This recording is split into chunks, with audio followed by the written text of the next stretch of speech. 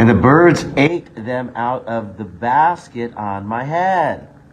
Remember when Jesus fed the 5,000 with that miraculous? They had bread from heaven. The bread multiplied. And Joseph answered and said, "This is the interpretation of it. The 3 baskets are 3 days." Again, okay, so we had 3 great branches, grapevine branches that bore the fruit of grapes, and that symbolizes forgiveness of sin. This symbolizes the breaking of bread. This is like when you nail Jesus' flesh to the cross, like you're breaking that flesh open. It's participation. Fill up in your flesh what is still lacking to Christ's affliction. This is you're taking. Jesus says, unless you bear the cross, unless you bear the breaking of your flesh, you cannot even be his disciple, is what Jesus said. The gospel, something very close to that. And again, we got 3 days. How long was Jesus buried? I mean, after he was,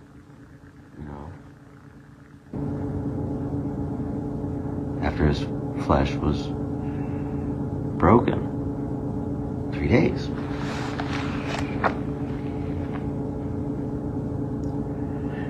The 3 baskets are 3 days. How many baskets did they have after the miracle? 7?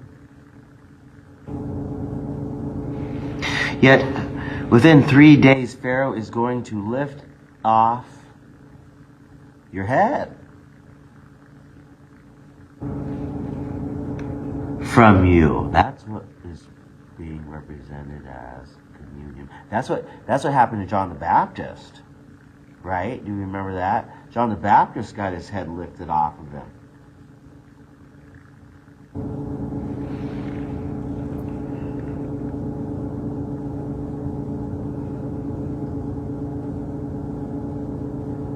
Yet, within 3 days, Pharaoh is going to lift off your head from you and hang you on a tree. That is exactly what happened to Jesus. Now, come on.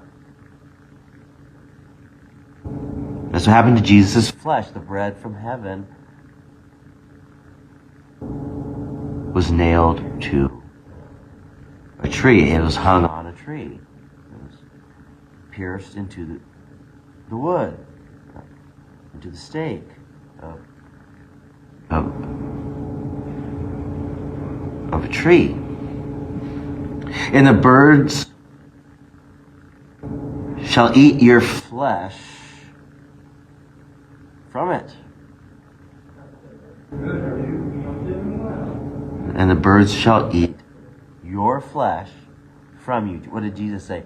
Unless you eat the flesh of the Son of God, you will have no life in you.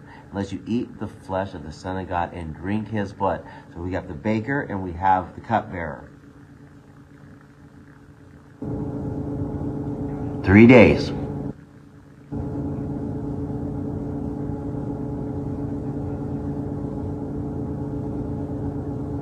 Is this able to help you to believe that the gospel is worth having faith in? And on the 3rd day,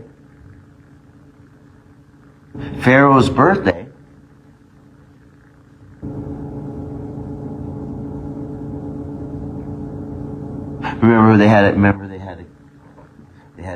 they wanted to kill those who were hung on the cross because Passover was coming, and they wanted to make sure that the bodies were down in time. So they and then they stabbed Jesus with a spear. They were kind of in a rush. Like they were in a rush to get out of Egypt. So they didn't have time to put yeast in it and leaven it. They had to hurry up and get out.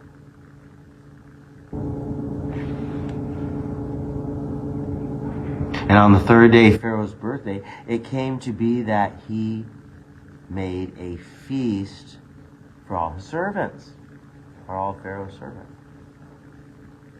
And he lifted up the head of the chief cupbearer. He cut his head off and put it on a tree. It hung the head from a tree.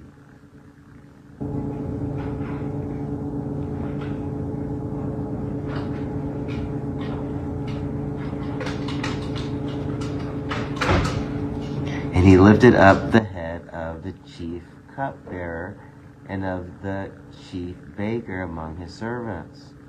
Am I reading that right? And he restored, so I may not be understanding what it means to lift up a head. That might take more study on my part. He lifted up both of their heads.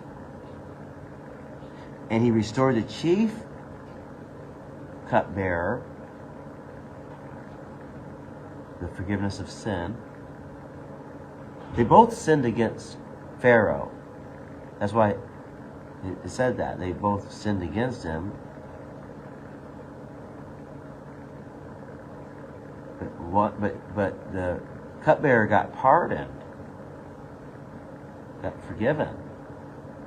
And he restored the chief cupbearer to his post of cupbearer again.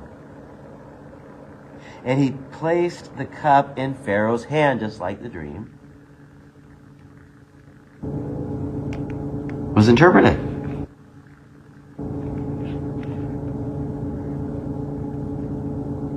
But he hanged the chief baker as Joseph had interpreted to them.